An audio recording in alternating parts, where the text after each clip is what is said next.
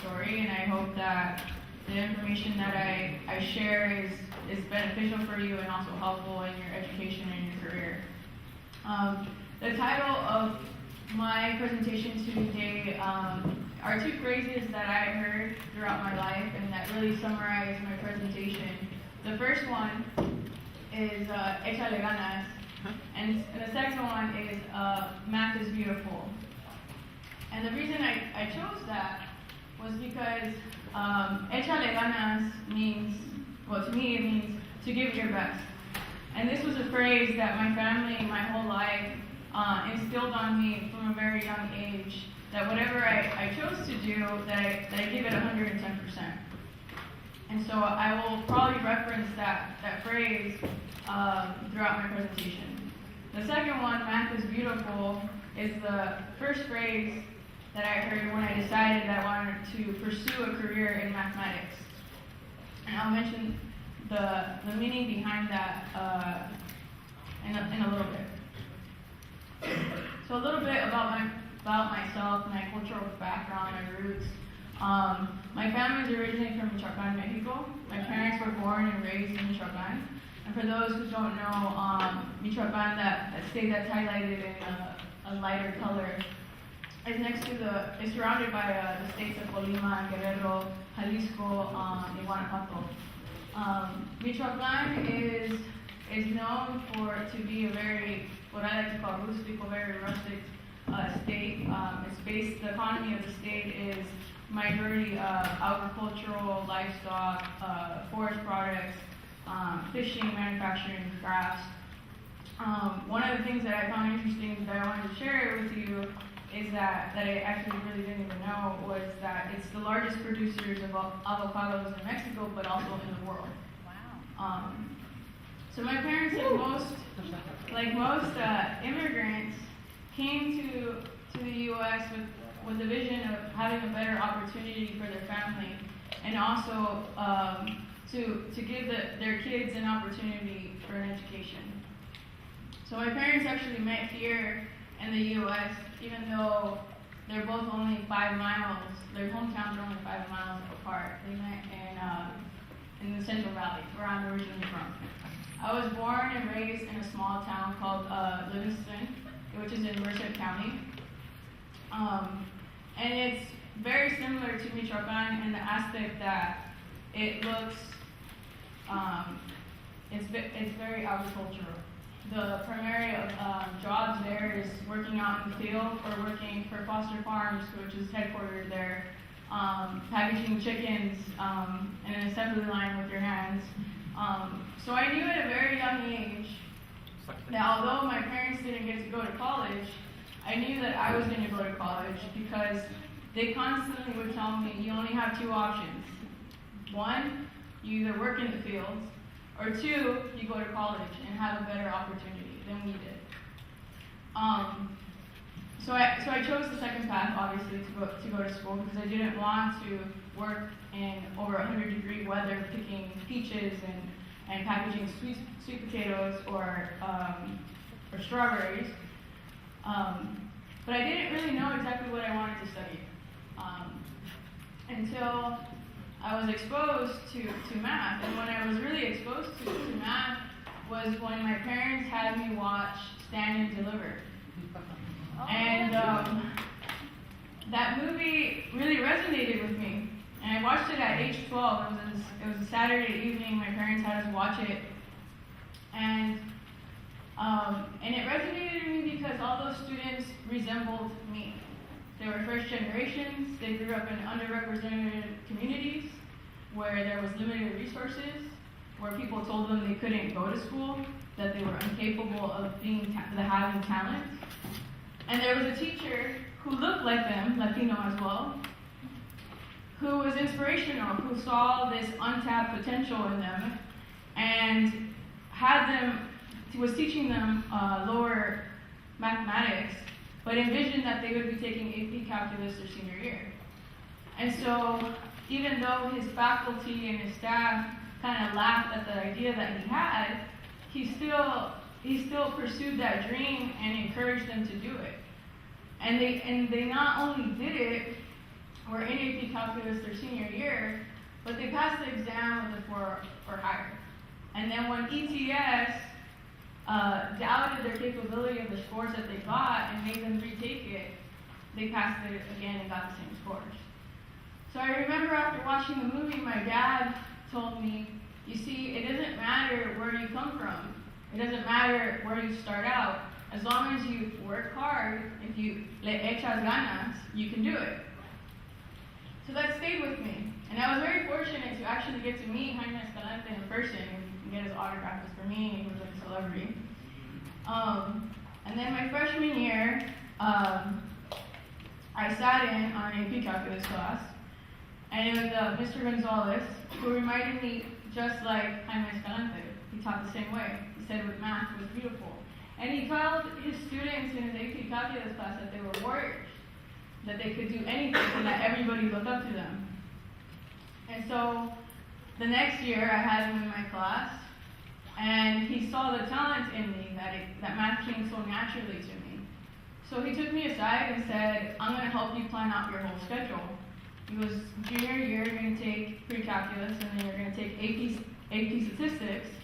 And then senior year, you'll be back in my class, and you'll be taking AP calculus. And we'll figure out what you need to do so you can get straight into college. He goes, think about what university you want to go to. So in reality, before I even thought about it, when I think about it now, he was my first mentor who really guided me and answered those questions for me. And that's really important for you to have throughout your whole stage of your education and even after you graduate, is that you should really have not just one mentor, but many mentors who are willing to give you that advice because they've already been there. So that was my first exposure to math. When it came to my senior year, I took AP Calculus. I passed it with a 4. It was really fun because I wanted a 5. And I started through the application process. With the help of Mr. Gonzalez, I was accepted to UC Davis, which was my first school that I wanted to go to.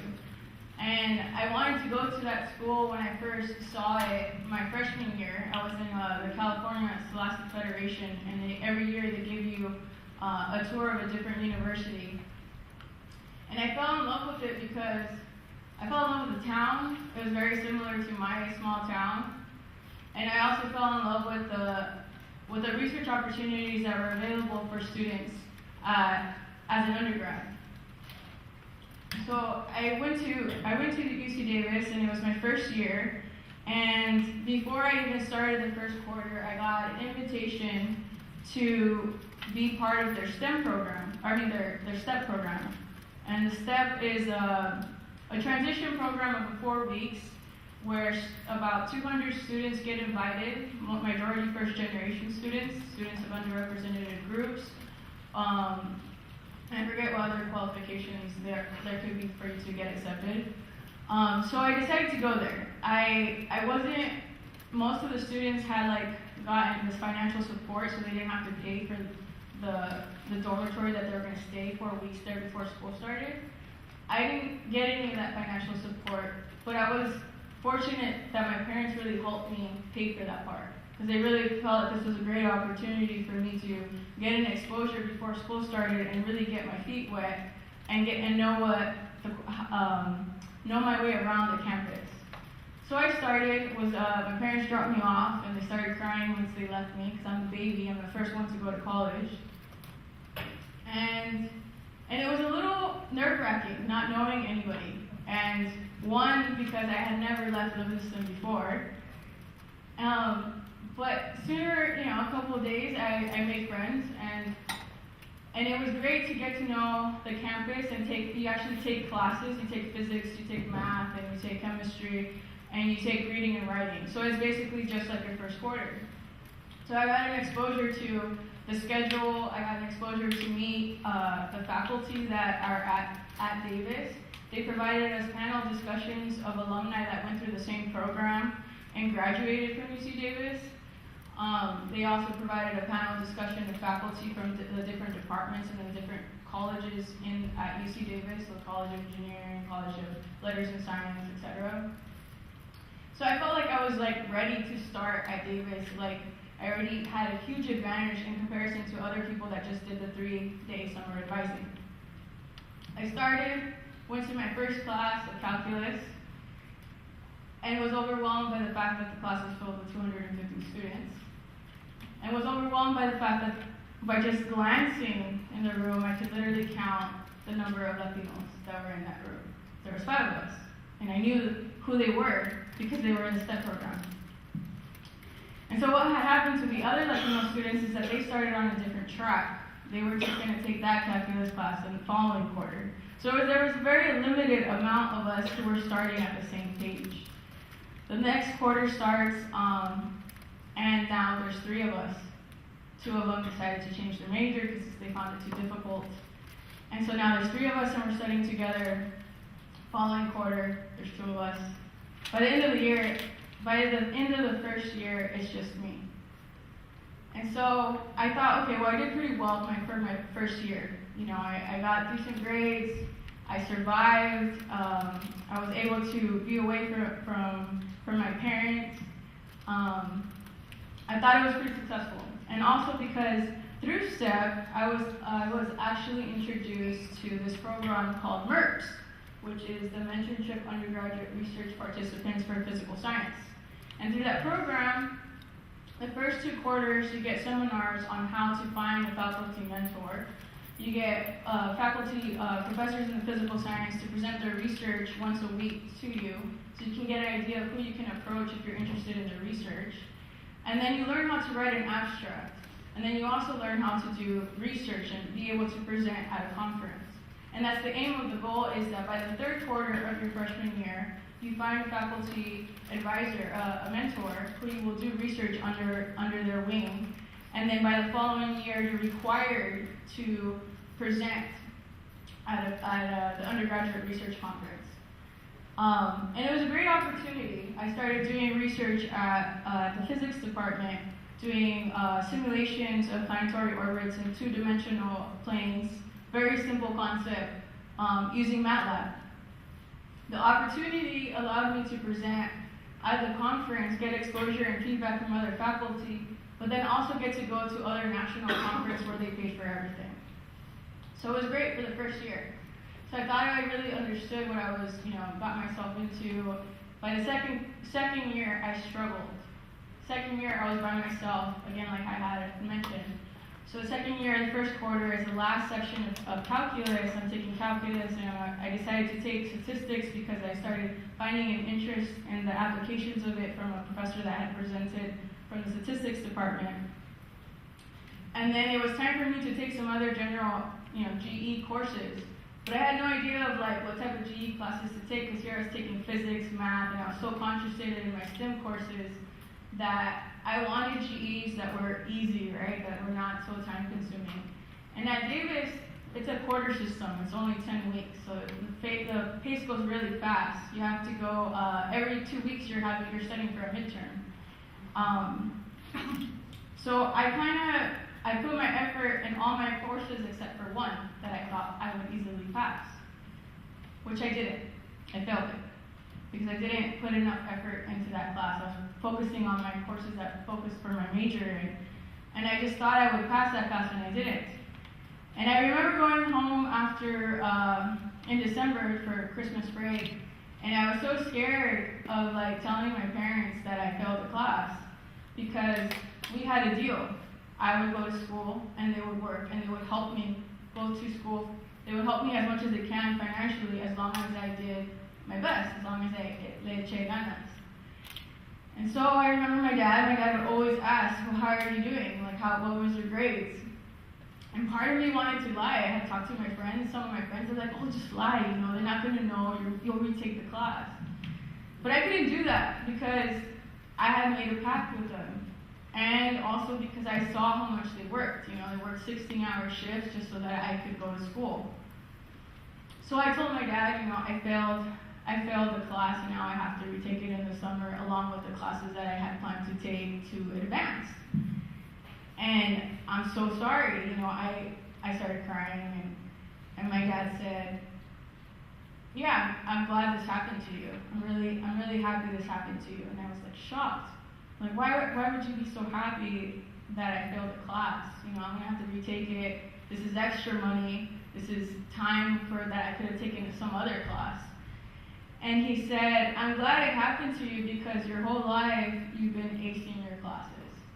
And you've known how to succeed, and now you know how to fail, and now you know how to pick yourself up. So it really resonated with me because for the first time I realized that although my parents didn't get an opportunity to go to school and guide me through that process, they had some advice that always knew how to pick me back up. So I took the class over and I aced it, and I no longer had that fear of failing anymore. But I was still kind of having a difficult time meeting other people to study with, and I knew that that was the way I was going to succeed is if I had a study group, because majority of my friends were engineers. There wasn't that many Latinos, or there wasn't that many Latinos in math and statistics. It was very rare. And when I joined this group called CALES, which is actually called the Chicano Latino Engineers and Scientists Society, which is an umbrella to SHEP and MILES, and at the time also SACNAS, which I don't know if you know about it, it's the Advancing Hispanic Chicanos of Native Americans in Science. It's an amazing conference that I recommend. If whatever STEM you decide to go to, I definitely recommend you to go to that conference. It was the most beneficial one that I went to when I was doing my undergrad. But I joined CALES, and CALES was really the one that that really accelerated my education and my career, because it prepared me not only to then formulate that study group that I badly needed. I started meeting through friends in CALES. They had either roommates or they knew somebody that was studying the same thing that I was. So then I formulated my study group, but then also through them, I found out what networking meant. I found out what I needed to get an internship to prepare for graduate school. I found out what I needed to prepare for interviews. I had no idea about how to create a resume, or how to prepare for an interview, or how I should dress for a career fair. I had no idea of that because I didn't have anybody back home telling me, this is what you have to wear, this is what you should have on your resume, this is what you should write about for grad school application. So that was a huge advantage to me, and I know that a lot of universities have these different organizations, and when you're applying to them, make sure they have that. Make sure you factor that in, because that's your foot in the door to free graduate applications, to free webinars, and to free seminars similar like this, where you get to meet other alumni. And then the other aspect of CALES that I have so much thank to them is that they were really there for me when times were hard. And they were there for me through a difficult time that I had never thought that I would encounter while I was doing my undergrad. So I joined CALES, and my GPA increased because I had that study group. I had that, what I like to call this familia away from home. But then my third year at Davis, towards the end, my dad, who for me was always my rock, was diagnosed with cancer. And it was hard. It was hard because for the first time in my life, I understood what my parents had sacrificed to come here. I understood the meaning of not being able to be in two places at once. My town is only 2 hours away from Davis, but I couldn't go home every weekend. One, because I couldn't financially afford it. And two, because my dad told me when I was coming home frequently, he's like, we made a deal. You're gonna go to school. You're gonna be the first one to go to school. And, you know, I know that we're going through this difficult time right now, but you have to promise me that whatever happens to me, you're gonna finish. And not only are you gonna finish, but you're gonna go and you're gonna get your master's. And in between all of that, you're gonna get those internships that you need. And so by the time you finish your master's, you better have a job. You shouldn't waste any time, because remember, there's no such thing as laziness in my family. And it was really hard at the time to hear that because, one, I was like vulnerable, right? I was just thinking of all the negativity. I was thinking, my God, my dad might not see me walk. You know, he might not see my name being called out. And this is something that my whole family has, you know, been dreaming about. And so with the help of Cales, I stayed motivated and kept working hard at it. And I didn't tell anybody in Cales. I've never told any of my friends because my dad didn't want anybody in the family knowing, and I had to promise him, and my brother had to promise him, my mom had to promise him that we wouldn't tell anybody. So we kept the secret for about 4 years, and so finally, like, people found out. But I didn't really have to talk about it at the time because we had a room in the campus where we would study, and we had computer labs, and I guess it would be something very similar to this. And every time I would open the door and go into that room, it was like this magical feeling for me. It was like I forget about every problem back home, and I would just focus on what I needed to focus on. Because there was always somebody that would either crack a joke while we were studying, and that would forget about everything. And so I shared this not so much to share vulnerability about my life, but mostly because I wish when I attended a seminar like this, that the speaker would have shared that, the difficult times. Because in reality, when you go to school, it's not going to be easy. It's not going to be completely perfect. There's going to be obstacles that come up, and how do you deal with that and still get those grades that you need to get? And also, because I strongly believe that you can't do it yourself. So organizations like this helped me get here, and I would encourage you while you're applying to look to make sure that those exist at those universities. The last one I want to talk about for undergrad was SACNAS, because I went to that conference. We didn't have a SACNAS chapter at Davis when I was there. There exists one now. But I went to that conference, and it's very similar to a chef conference or other career conferences, except that this one really aims for you to get your PhD or your master's. And you present there, you present a poster, and you have, every university in this country is at that conference, and there's people from all those universities looking at your poster, and they're just giving you cards and saying, hey, I want you to come to my school for your PhD, I want you to come to my school for your master's, and we'll pay for your application process, we'll help you through the whole thing. And I had never thought that that existed.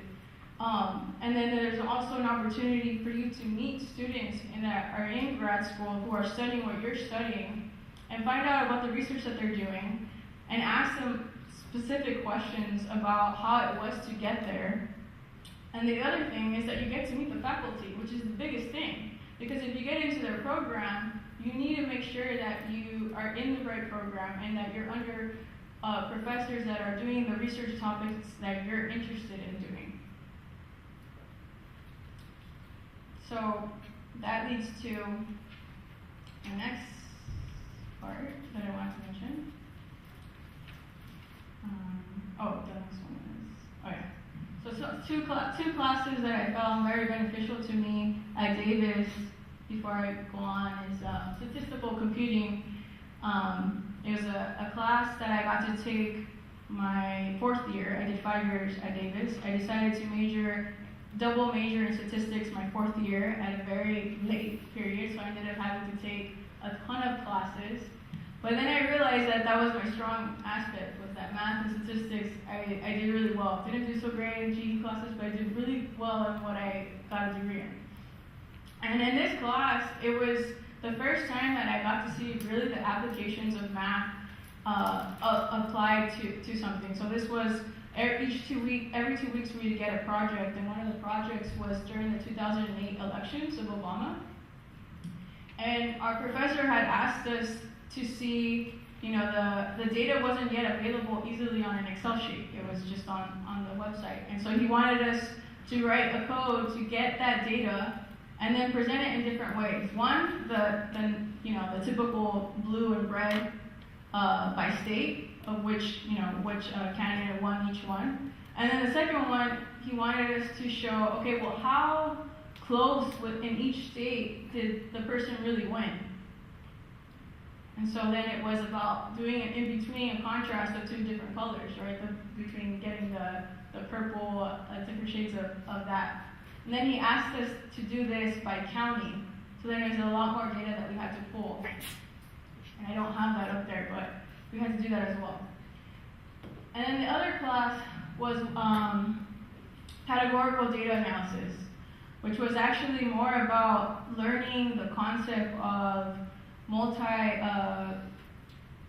logistic regression, building models based on different variables to actually predict an outcome.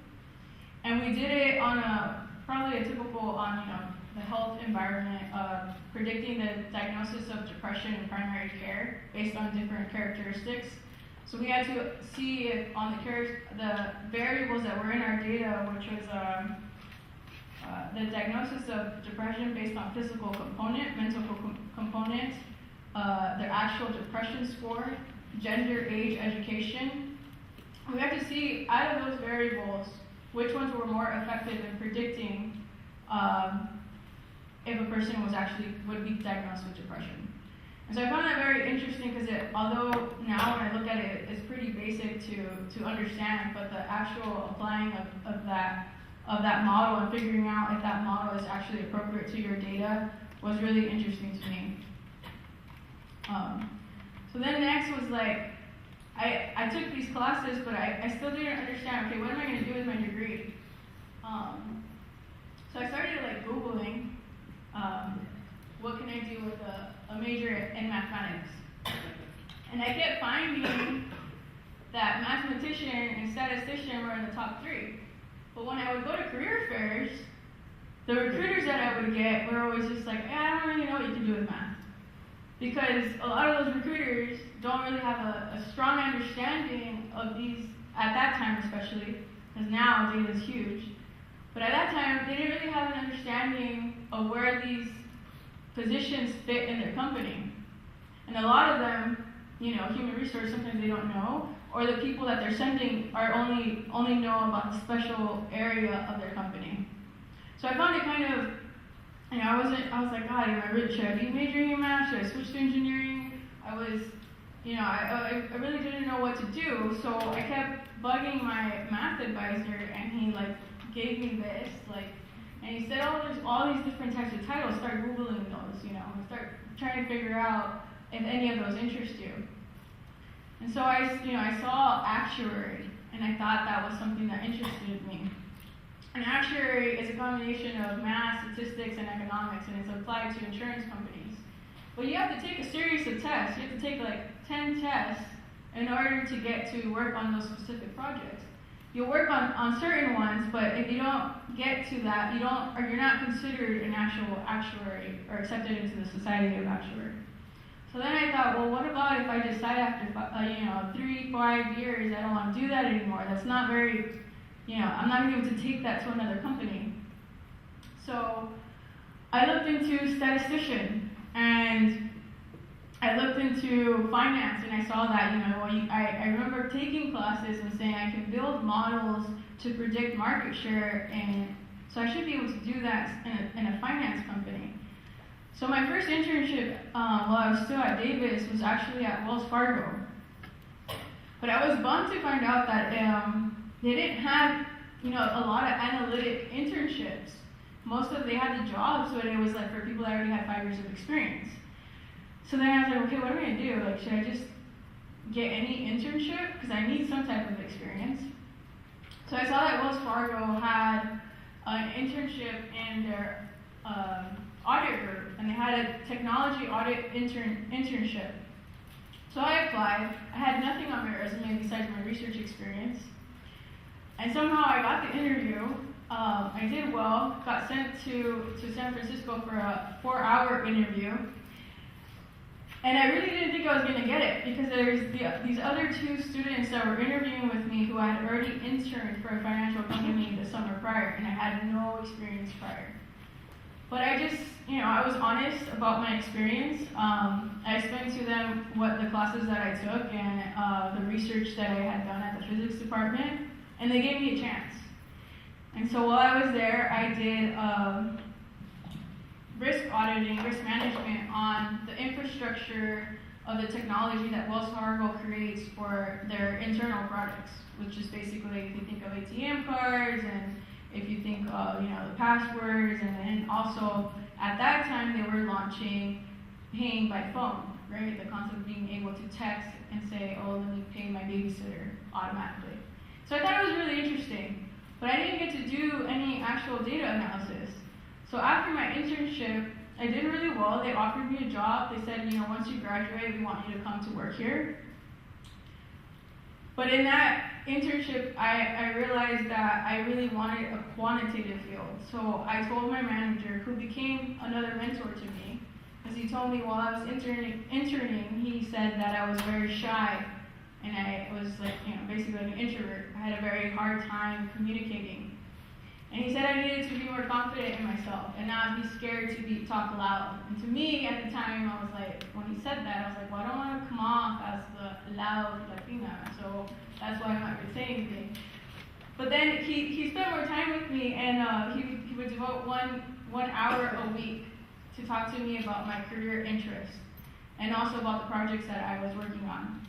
And so when he offered me the position, I turned it down. I ended up saying yes, but then I turned it down because I told him, I really want to get my master's in statistics, and I really want to get a job that's more quantitative where I'm actually doing some analysis. So he said, okay, I respect your honesty, so what we'll do is I'll see how I can connect you with other people here that are doing that. And then I said, what about if I change my mind later on? While I'm finishing up at Davis and I decided that I really wanted the job that you offered me. And he goes, well, then you give me a call and we'll see what we can do. So that was an eye-opener because I had never thought that he would, give me an opportunity like that. I graduated from Davis and I didn't want to waste any time. I got accepted into a master's program at Cal State East Bay. And before I went to school, I decided to intern again, and I interned at ADM Associates doing something completely different from finance. It's a small energy company that does auditing, but does auditing and energy consumption of small commercial buildings. And what they do is for example, PG&E will give a commercial building a rebate because say they did some retrofits, they changed their lightings to more efficient lightings, they changed the way their air conditioning is to something that's more efficient, then a company that PG&E contracts will go and give them assess how much they're actually saving and give them a rebate, say thousands of dollars. Then ADM is like another company that gets contracted who audits the work that contractor did to see if that's true. And the reason that they do that is because they found that a lot of buildings were lying. They were actually just turning the lights off, saving, say they turn it off for 4 hours a day, and so that's why their utility bill is lower. They're not really making those changes. And so that company, ADM, will then send that back to PG&E because those are taxpayer dollars. That's what we're paying for these companies to change and to something more energy efficient. So I got to work on assisting mechanical engineers on the data that they collect to be able to assess that, and then also working on a very small pilot that a small utility company had done this program of sending out these brochures to each house and letting them know how they compare to similar houses their size, and giving them tips on how they could lower their energy costs. And so for us, it was about surveying those people that got those and see what was their feedback, basically customer satisfaction. Then after that summer, I went into grad school.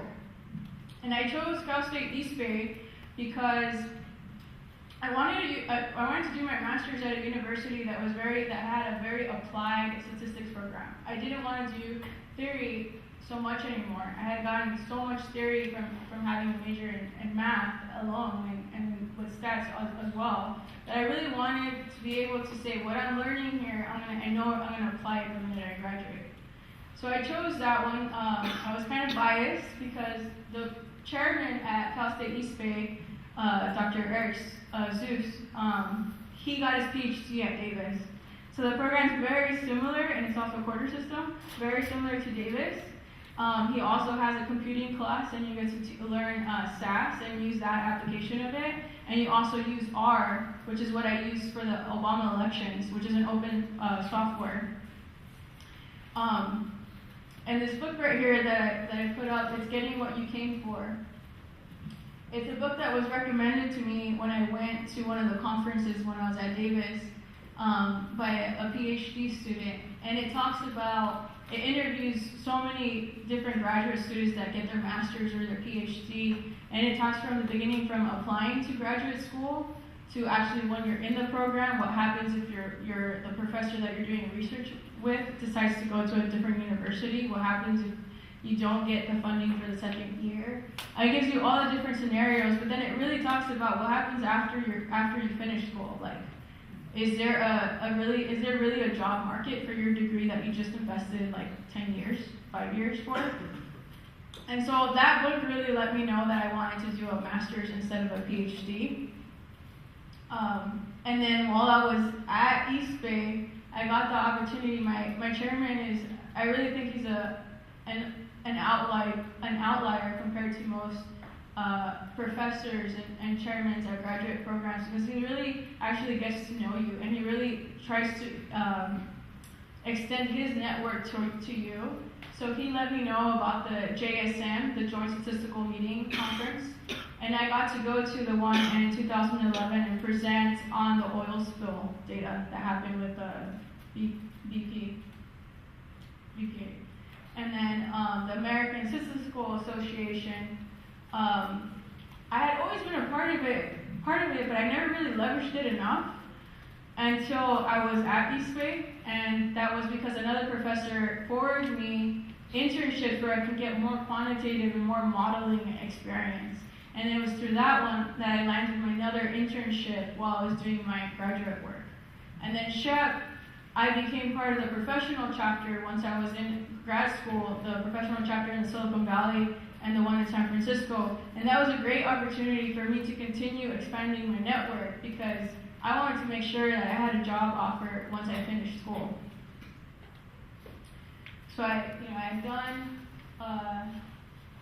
the previous internship, and through ASA, because my professor had forwarded me the information, I found out about an internship at the Energy Information Administration, which is part of the Department of Energy in DC. And so I applied for that internship, got the internship, and was extremely excited because I was going to spend the summer in DC. So one, this is the first time I was ever going to be in the East Coast. And two, because EIA is a department within the Department of Energy that has about like 200 employees, and they all have a background in math and statistics. So this is going to be my first internship where I would not be the only math person, and I would actually get to tap into their experience, and all of them have at least their master's or PhD. So before I go on into the project that I got to work there, I was so excited. I told my mom was excited, and now I had to drop the news to my dad. I was a little nervous because, like I explained, I'm the youngest in my family, and I'm the only girl. And in a Mexican family, girls don't leave their home.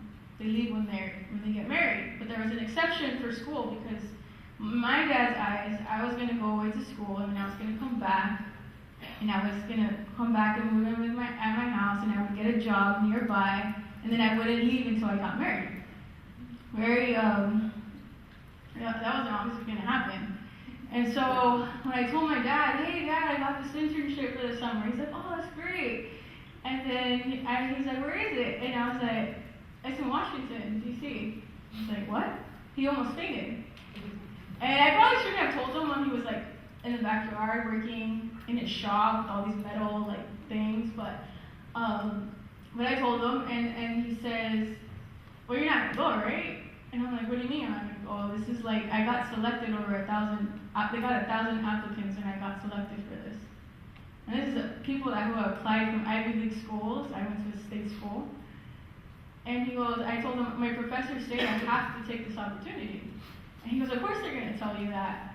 He goes, but what about if you go? He goes, you go, and what about if you find somebody over there, you fall in love, and then you're not going to want to come back? And then he goes, I guess we'll go visit you, but he goes, you know, in his eyes, he felt he moved from Mexico here, and he left his family, and he just assumed that we would all just stay here together, because he already made the sacrifice. And so then, he wasn't too happy. He said, well, you know, you're grown enough to make your own decision, but I don't really support it, and I don't agree with it. And in my family, my dad, when he would get mad, he would yell at you, and he would get over it. When he was really mad at you, he wouldn't talk to you. He would just ignore you. And so he didn't talk to me for about like 2-3 days. And I was like, I felt so guilty. Like, I felt like maybe I am doing this for the wrong reason.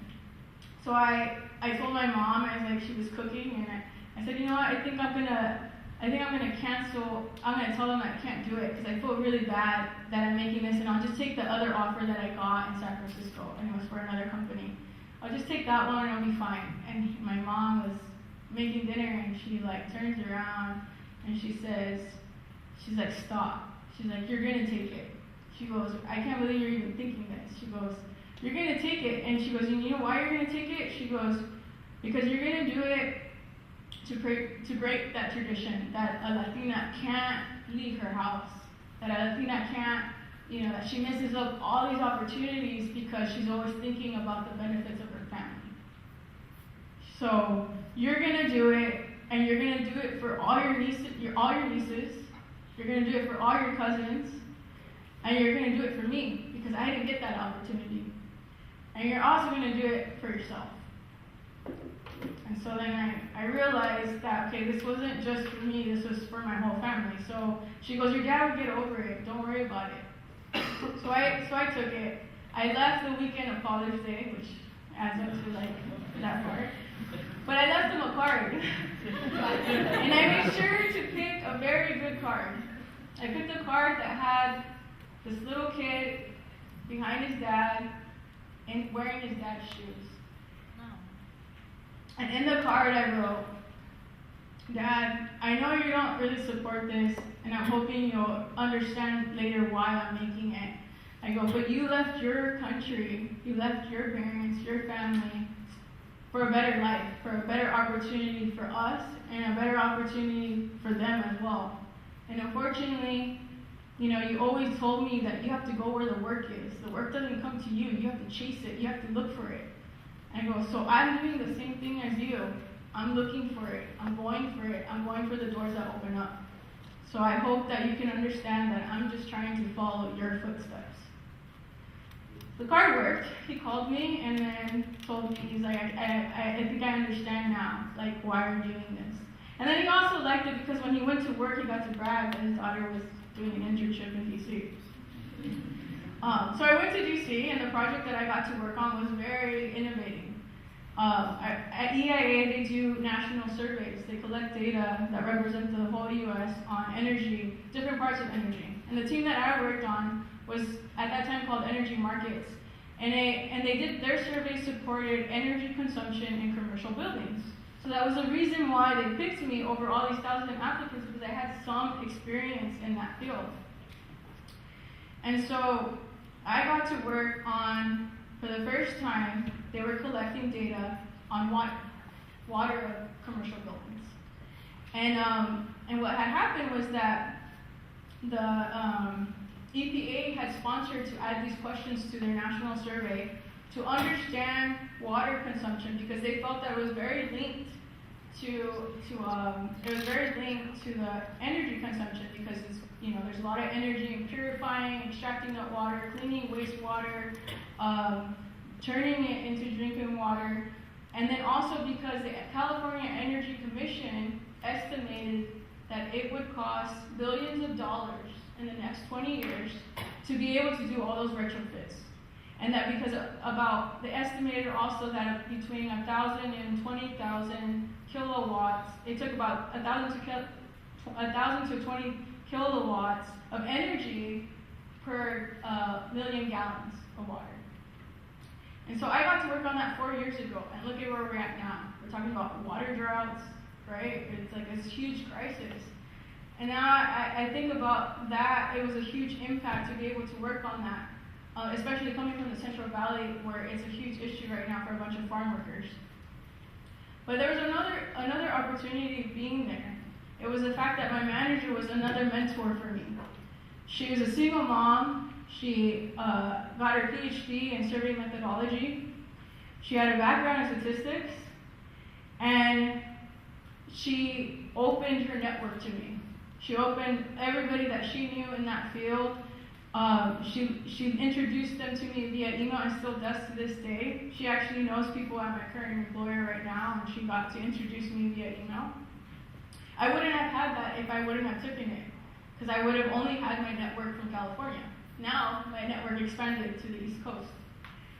I got to talk to people that had their PhD in statistics, and that made me think like maybe I should go back. I got to talk to people that had their master's in statistics but were really thriving with their masters. I also got to an opportunity to go to the White House while I was in DC. I was invited, well, not the only one. 100 Latinos interned across the country in DC that summer. And the Hispanic Heritage Hispanic Heritage Foundation hosted, I think it was the first time they did this, Latinos on the Fast Track, which is called LOFT. They did this youth summit, and they invited us, and we got to do a Capitol Hill briefing. We had a panel discussion of different Latino leaders in DC that are making a huge impact in our country. Then we followed by the White House briefing, which is like another panel discussion of other amazing leaders. Followed by a networking reception at the International American Development Bank. And then within that, I got to meet and learn that I didn't need to just network with people in STEM. I needed to network with people in every field. Because if you think about it, if you have friends that are in non-STEM, they always know somebody that's in STEM. So if you're looking for an internship or a job, that you work through that connection. Then another opportunity arose from that. After I finished my internship, they wanted me to come back after I finished grad school, and they offered me, apply. You have to go through the process of applying, just like because it's a federal government position. But they said if you apply and you let us know, then we'll help you out to get through the system. And then they also offered me. I got selected, I had to interview for it as well, but before I left, I got selected as an ambassador to represent California. Out of the 100 interns that were there in DC, I got to be an energy student ambassador for the U.S. Department of Energy and represent the West Coast. So that was a great way for me to find out about more opportunities that were coming from the U.S. Department of Energy. And be able to bring that back to the community and let other students know about my internship that I had done, that had opened so many networks, and also let them know about full-time positions that the U.S. Department of Energy offered. My next internship was after graduate school, which was actually a fellowship that led into a full-time position. It was at Kaiser Permanente. And there I was working on more the quality of data of patients and healthcare and improving and decreasing mortality rates. And there was a ton of data because you're analyzing electronic medical records. And I got to work with chief physicians from all these medical regions in Northern California on how do they decrease that, because they're being compared with other insurance companies, and that all also benefits on how much money they're going to get to provide to all the medical centers. And it was really impactful, especially coming from that my dad is a cancer survivor. I got to work on some of those types of modalities that deal with preventing cancer. But there was something missing. You know, I worked there for a year and a half, and I learned a lot about programming and how to get data and how to clean it up and how to manage it. But I wasn't doing anything what I had learned in my master's program, which brings me to how I define analytics, and to these four bar charts, which is data management, reporting, data analysis, and then this advanced analytics. So I was doing mostly of the first two, and I wasn't really touching this one. And this is the one that I found sexy. You know, this is the part that I found interesting. It's the part where you actually create models and you're predicting things, and you're trying to understand, you know, like the future based on what's already happened, based on other things. And so in that department, I didn't get to do that. And so I knew I couldn't wait too long. I couldn't be there for too long. I had only been there for a year and a half. I was like, okay, when I reach my 2-year mark, I need to go somewhere else, or else I'm going to get stuck here. So I started researching again and Googling positions and seeing what they were looking for. But then I got kind of scared because I was like, I don't have any experience in this. So how is somebody going to give me that chance? Which brings me to this quote, which I really like. If someone offers you an amazing opportunity and you're not sure you can do it, you say yes. And then you learn how to do it later. And so that's what eventually happened to me. Nielsen contacted me through LinkedIn. If you don't have a profile on LinkedIn, I suggest you make one as of now. I got my job now at LinkedIn at Nielsen through LinkedIn. And I joined there because they have a measurement science team. The measurement science team is basically all their statisticians and mathematicians and different types of researchers. And they actually get to work on that fun stuff, that predictive analytics. And so what do we do at Nielsen? Well, we measure what people watch, what people buy across all platforms, which are, you know, so your phone, your tablet, your TV, computer, everything, and then especially you going into the store. It plays a huge role on what our clients are looking for. So if you think of like clients like Procter & Gamble and Coke and, you know, all those retail companies, but then also think of Facebook, Google. We have a strong partnership with them so that they can understand their consumers better. And the process is really like this, you know, it's the stuff that I was doing before at Kaiser, collecting and organizing data, but then actually learning about the methodology, what the type of algorithms I should create to provide those insights at a very high quality, but at a faster, more efficient process. So we have, our organization is composed of 600 associates in measurement science, not just Nielsen, just in measurement science, over 100 countries, and majority of them hold advanced degrees of masters and PhDs. So I share that because I encourage you, if you're pursuing a degree in math or statistics, that you also need to get your master's. And so like I mentioned, we have a strong relationship with Google, Facebook, and Twitter. And so some of the stuff that I'm particularly working right now is data integration, and I support the integration of watch and buy. So basically understanding for a client, it's more efficient there's bigger insights for you to know the integration of that, right? Because if you think of advertisers, if they know what you're watching and what you're buying, and there's a correlation between that, then they can better understand how to advertise towards you. Okay, I'm going to try to quickly go through this part. Data science. I mostly work on mathematical statistical knowledge and then also the traditional research. But data science has been emerging in the last couple of years. It consists of machine learning. It consists of those hacking, programming skills, and computer science. So if you have all that, you're pretty much like, nobody can stop you. Or in my case, I like to call it, you're an awesome nerd.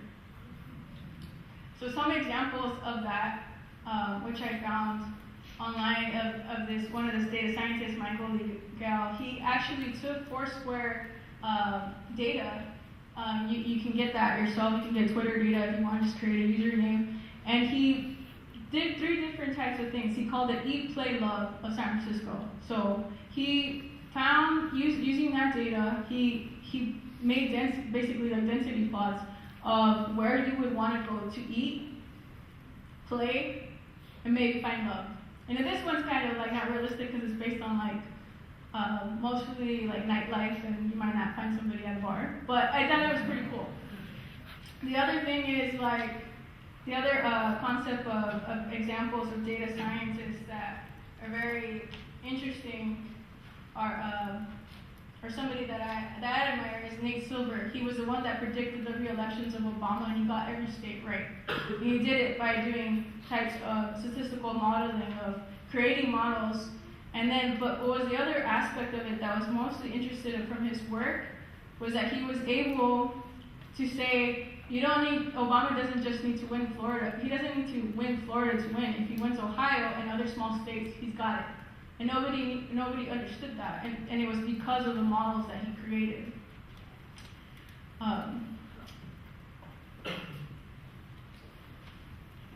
So, I'm going to end it with a couple notes from my talk. I hope you walk away with a couple concepts. One, that you trust yourself.